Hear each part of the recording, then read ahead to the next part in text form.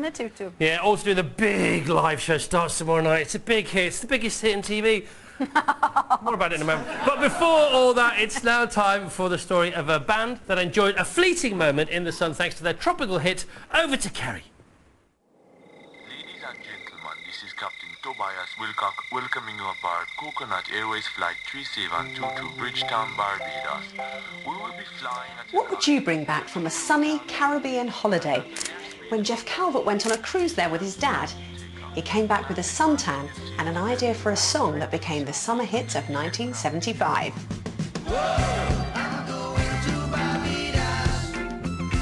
Barbados was the title, typically tropical was the band, and no one was more surprised to reach #1 than they were. We're not performing artists, never have been, never will be. We made the record as a joke in the first place. Jeff and Geraint were actually both working as technicians at a big music studio in London, sneaking in after hours to record their own songs. My dad's a musician and he was a guest artist on a ship out of Southampton doing a Caribbean tour. And he said to me, "Do you fancy coming along?" I said, "Yeah." And one of the islands was Barbados. I absolutely loved it and I just thought, oh, I've got to write a song about Barbados. We just sat down one rainy afternoon in Ealing, West London, and set to it. Jeff on guitar, me on piano. I knew 4 chords, I think, so there's 4 chords in the song. The 4 chords I know. And, still only know 4 chords. And in about half an hour, it was there. Did you realise you were sitting on a hit at the time? No, really, no. I just thought we were going to have a bit of a laugh here, and I thought it was very strange how everybody's liking this song. Radio 1 picked it up, and away it went. So suddenly, the 2 techies from Willesden were shooting up the charts with their very first release. Were people surprised that it was you? We kept it quiet because our pluggers thought it was a good idea to keep the mystery going. So for quite a while, we never really emerged as anybody. Didn't know who we were. And it actually came out on the front page of Record Mirror.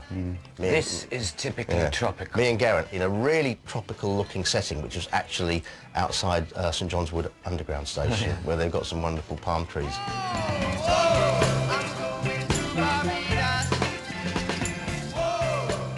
A defining part of that record has to be the Caribbean vocals.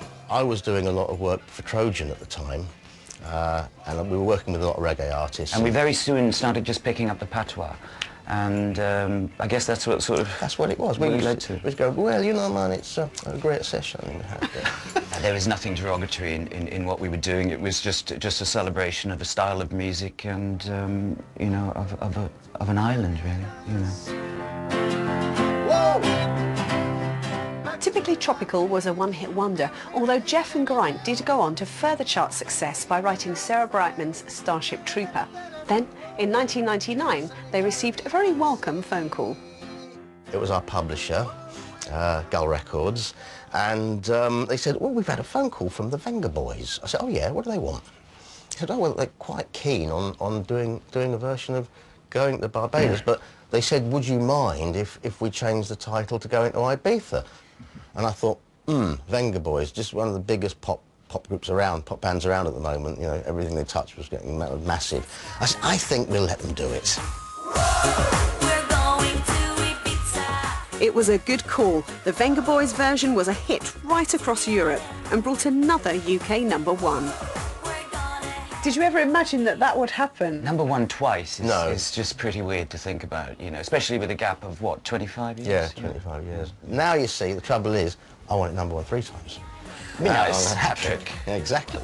Now, I've got a taste for it Well, now. I'm going to... Iron Apple?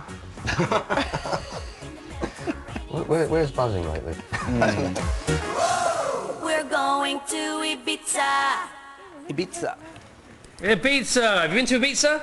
Yes. You have, Adrian? No. No, that's for us, because we haven't been to Ibiza. Hey! You're the Look at Ibiza me! kid. Yeah. Compared to you lot. Yeah, all right. Carrie, was that the biggest ever one-hit wonder? No, there have been bigger. In fact, Spirit in the Sky was a hit 3 times over. First back in 1969.